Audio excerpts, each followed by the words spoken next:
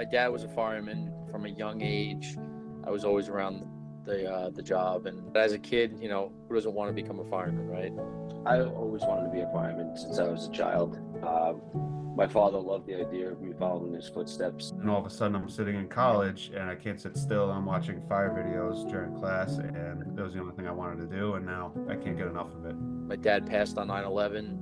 It you know, threw our world upside down and kind of changed things for my whole family.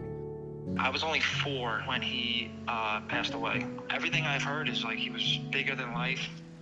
You know, very good personality, laughing, always had people smiling, and hearing all the stories and just wanting to like really continue his legacy since he obviously was only on for a short period of time, only 3 years. So I felt like that was even more for me to like get on and continue it and like, you know, finish what he couldn't do.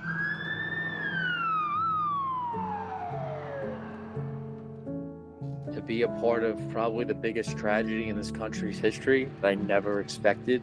And I think the 11th kind of like, it gave people a little bit of an inside look as to how great this job is and why we all really do it. It doesn't change. It really, you know, everyone always says time heals all wounds, and it doesn't. It's just more time to realize how long they've been gone.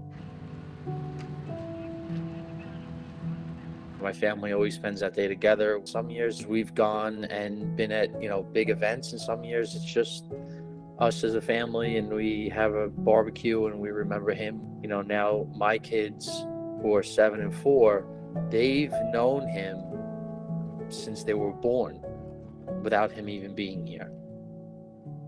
He got on in 1980. He was assigned a 22 engine on the Upper East Side of Manhattan. So he got promoted the last class of promotions right before the Trade Center. He was battling melanoma, which was like pretty under control. And very shortly after, in 2007, he had a seizure at home and he was diagnosed with, it was either 7 or 8 inoperable brain tumors. And then he passed away shortly after that in 2008.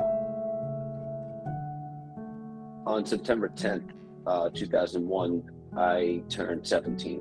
The first word was he was down there when we couldn't get a hold of him. And then there was kind of a period of unknown. You kind of held on to those hopeful situations that you heard could be what was going on. But at the end of the day, they were all kind of false. What we do to honor him on 9/11 particularly is we go to Rescue 4, his firehouse, and we see all the guys that are there.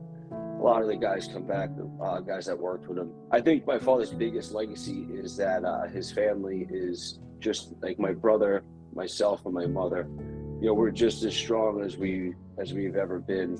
Still true to this day after losing him almost 23 years ago now. And now on the fire service side, I think his legacy and all those guys, what they did on September 11th that day was heroic. I'm trying to teach my kids that going up the stairs on the 11th, that's what heroics looks like. We'll never forget, and we'll never stop paying tribute to him. And it's just little things like this that, you know, just carry on that legacy and carry on his name. And, you know, 23 years later, it's just as hard as day one, because there's always that empty seat at the table. It's a wish he could have been here for that moment. But we know he's with us. We know we definitely know that he's watching over us, and he's smiling down.